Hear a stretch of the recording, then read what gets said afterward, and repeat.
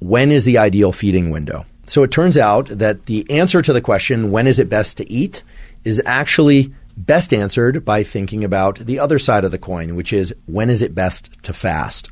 I want to start to establish a foundational protocol that all of us, any of us, can use in order to maximize your particular goals.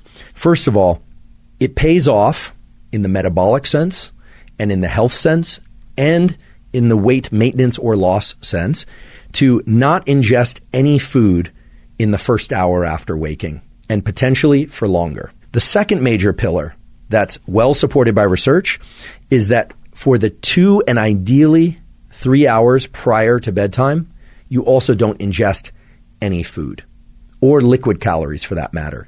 So because we are fasting during sleep, it's very clear that it's best to extend the sleep-related fast either into the morning or to start it in the evening. When we sleep, our body undergoes a number of different processes in the brain and body in order to recover the cells and tissues. Many of you have probably heard of autophagy, which is essentially a cleaning up, a gobbling up of dead cells and cells that are injured or sick.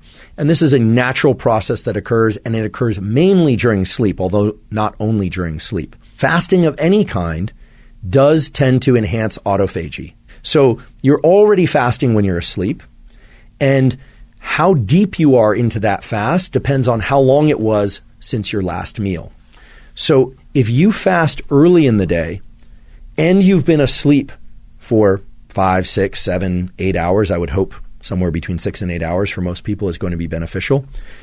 When you wake up, I mentioned earlier that you don't want to eat for at least the first 60 minutes after waking, but were you to extend that fasting to say 9 a.m., 10 a.m., 11 a.m., or even 12 noon or later, you are taking advantage of the deep fast that you were in during sleep and certainly toward the end of sleep. Now, why do I say deep fast? Well, because when we eat, the clearance of that food from our gut and the processes in our cells and organs that are related to digestion and the utilization of that food takes about 5 to 6 hours.